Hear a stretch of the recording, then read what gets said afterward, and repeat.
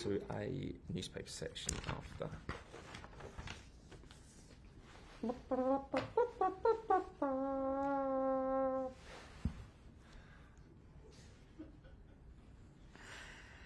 Okay.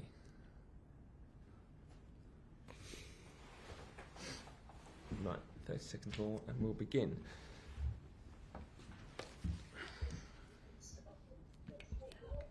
If you could mute yourself on Zoom, please, guys, until we're ready to come round online. We'll start today's press conference with the broadcast and Gary Cottrell and Sky Sports News. Gary, where you go? Thanks, Adrian. Hello, Emma. Hey, Gary.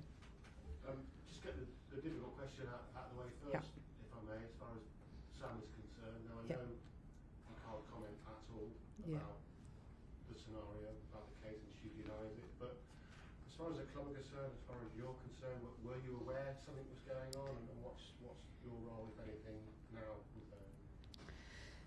Let me just allow recording on the Zoom. I think the first thing I want to say is that, you know, Sam has our full support. She knows that. Yes, it's a difficult time for her.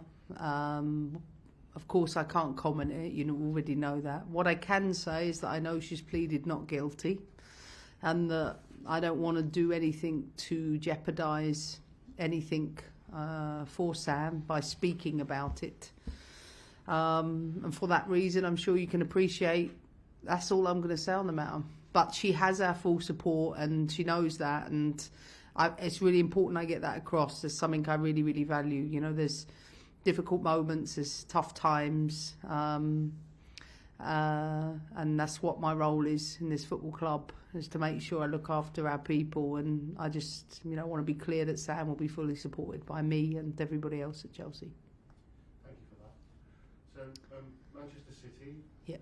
Do you have revenge in your mind at all, given the last time you met? This is not Star Wars. Like, this is no Death Star destroying moment. Revenge for me is, you know, something I don't really think about when it comes to football. What I know is they're a top team. They took points off of us at home. Not a lot between the two sides. Listen, if you want to compete to play in cup finals, one, you have to be in the position, which we are, and two,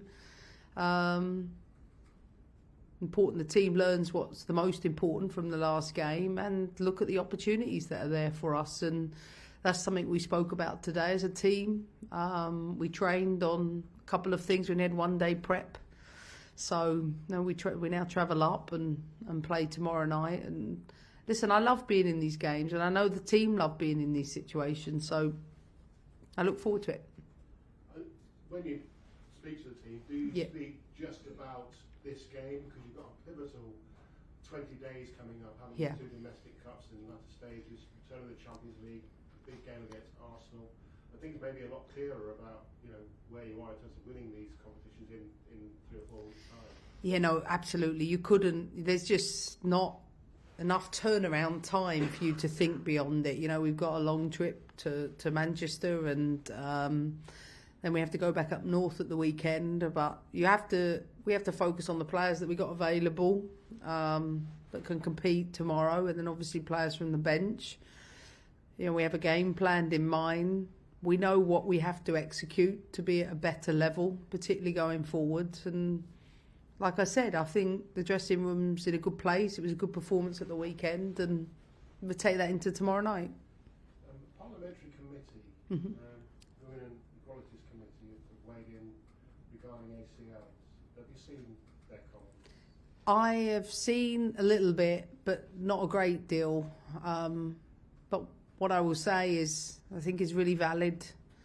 I've said it before, I'll say it again. It's absolutely critical, if you're asking for a Carney review of women's football, that we actually take on board those recommendations and we put them into practice.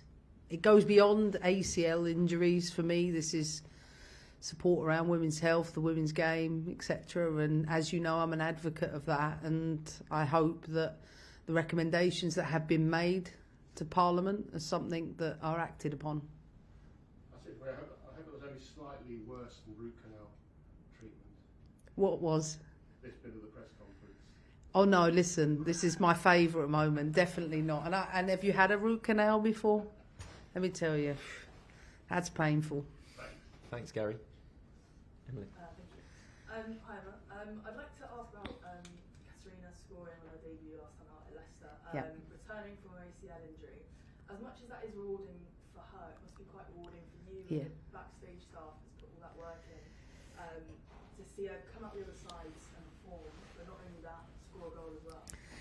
Listen, I think you saw the reaction of everyone connected to the team, players, staff, everybody was absolutely delighted for her.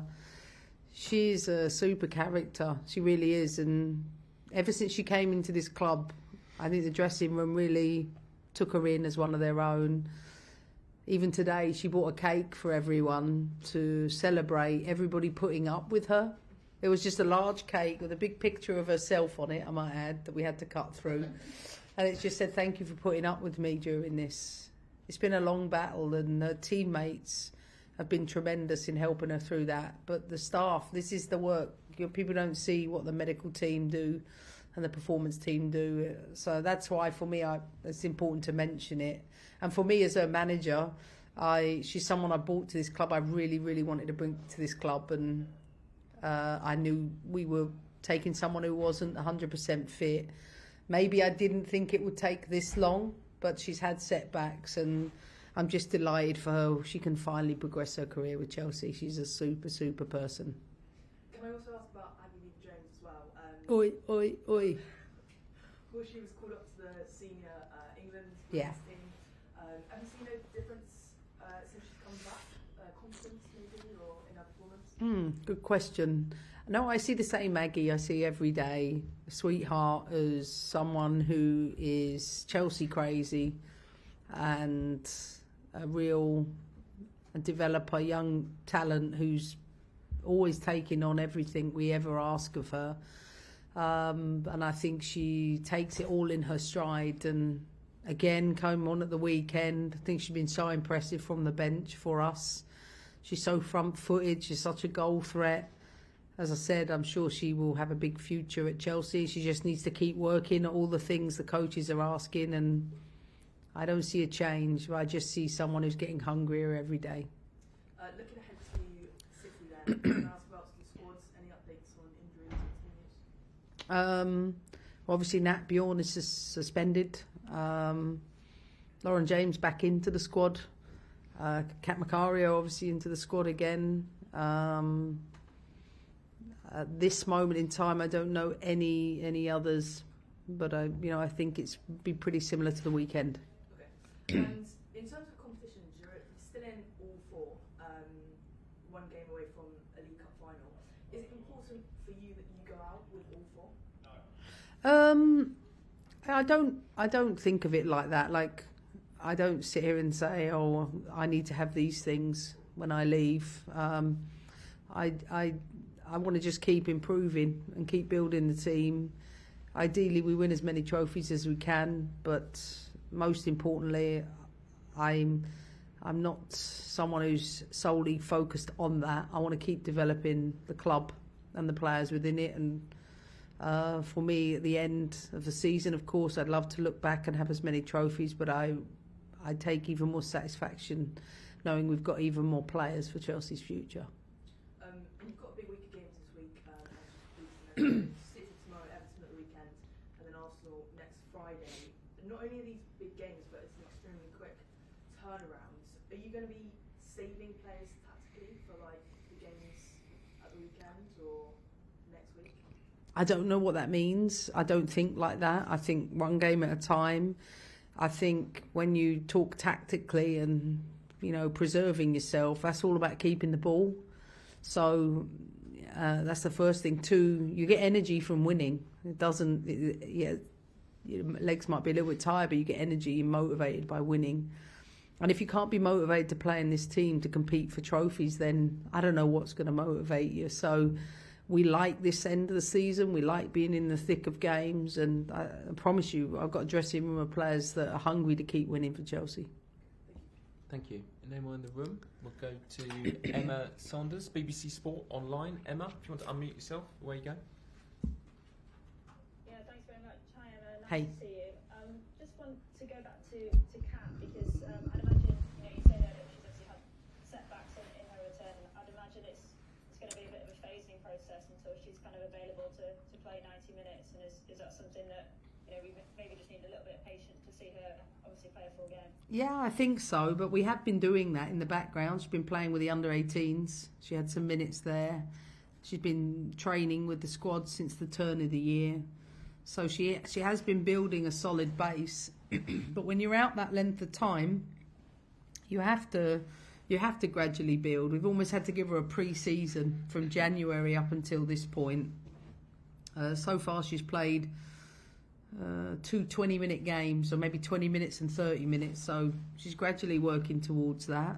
She's available again on Thursday, and I expect that she will be someone that we can go to from the bench.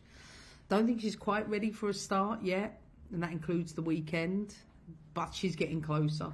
And I think if she can make an impact from the bench like she did at the weekend, then perhaps her role is best served there for now until such point she might need to play a different role. Yeah, absolutely. I know you've spoken in the past about City being a tough place to go to. I just wondered how much of that factors into your preparation. Is it important to try and reduce how much of it can play an impact, or is that something that I guess yourself and the players are just so used to now that it kind of doesn't really need to factor into the preparation? What motivation do you want? Win the game, we go to a cup final. I don't care where the game's being played. That would be my message to the team. We're playing a top side, but we too are a top team. We too have a top qualities. And it's important for us to demonstrate those in the way that we know best. My focus is on us, not on Man City. Thanks, Emma. All the best. Thanks, Emma. Next raised hand, please, for the broadcast section before we move to newspapers. Any more? No? Is that up the top there? Okay. All good? You broadcast? Okay. Oh, no. No, for the next section. Okay, cameras off, please. That's the end of the broadcast section.